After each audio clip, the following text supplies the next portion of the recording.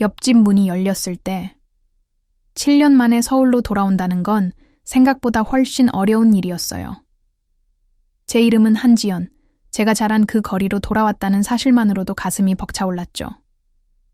가게들은 바뀌었고 윤 아주머니의 빵집은 애완동물 가게가 되어 있었고 몰래 눈물을 흘리던 영화관은 벽돌 인테리어의 카페로 바뀌었어요.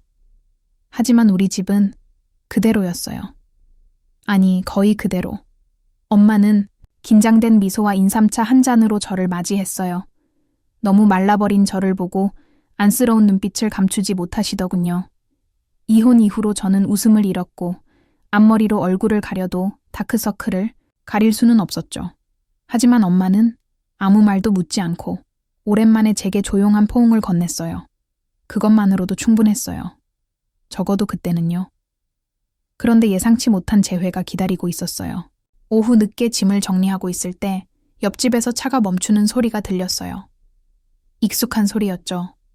그 소리에 기억 깊은 곳에 묻어뒀던 무언가가 꿈틀거리기 시작했어요. 창밖을 내다봤을 때 거기 있었어요. 서민재. 키가 더 커졌고 어른스러운 분위기를 풍기며 자신감 넘치는 눈빛을 가진 남자가 되어 있었어요. 바로 그 민재. 사춘기 때 저를 가장 괴롭히던 옆집 소년. 제 성격이 너무 답답하다며 장난만 치던 그 아이. 어느 날 개를 잃어버렸다고 화를 냈더니 제 머리에 물을 끼얹었던 바로 그 아이요. 그가 돌아왔어요. 그리고 또다시 옆집에 살고 있었어요. 말도 안 돼. 저는 중얼거렸죠. 그날 저녁 엄마는 식사를 하면서 말했어요. 최 아주머니가 다시 이사 오셨어. 아들이랑 같이. 요즘 서울에서 프로젝트 맡았대. 역시 운명은 늘 우리를 한 번 더 시험에 들게 하죠. 다음 날 아침 기분 전환 삼아 동네를 산책하다가 모퉁이를 도는 순간 어김없이 그와 부딪혔어요. 제 빵봉지가 바닥에 굴러떨어졌고 얼굴을 들자 그가 웃고 있었어요. 지연이 맞지? 민재야. 그는 봉지를 주우며 물었어요. 아직도 고시내 단팥빵을 사네? 넌 여전히 말이 많구나. 그의 미소는 그대로였어요. 저를 짜증나게 만들던 그 웃음. 그런데 이번엔 왜인지 조금 따뜻하게 느껴졌어요. 며칠 동안 계속 마주쳤어요. 시장에서, 세탁소에서, 같은 아파트 엘리베이터 안에서. 우리가 공유하던 공간들은 여전히 그 자리에 있었고 우리의 감정도 어쩌면 그 자리에 남아 있었던 걸지도 몰라요. 그러던 어느 토요일 어머니의 친구들 모임에서 모든 게 다시 흔들리기 시작했어요. 그는 그 자리에 있었고 그 순간 우리는 서로를 다시 보게 되었어요. 과거도, 오해도, 감정도 모두 눈빛 하나로 돌아왔어요. 계속. 그날 저녁은 감정의 지뢰밭 같았어요. 어머니 친구들의 따뜻한 인사 속에서 저는 애써 웃음을 지었죠. 민재는 테이블 끝에 앉아 있었고 전보다 더 성숙한 모습으로 조용히 대화를 듣고 있었어요. 식사 중 조용한 틈에 그가 말했어요. 많이 달라졌네, 지연아. 근데 아직도 긴장하면 이마에 주름이 생기더라. 아무렇지 않게 던진 말이었지만 제 마음속에는 파문이 일었어요. 그는 여전히 저를 알고 있었어요, 예전처럼. 그것만으로도 어지러웠죠. 그날 밤 잠을 이룰 수 없었어요.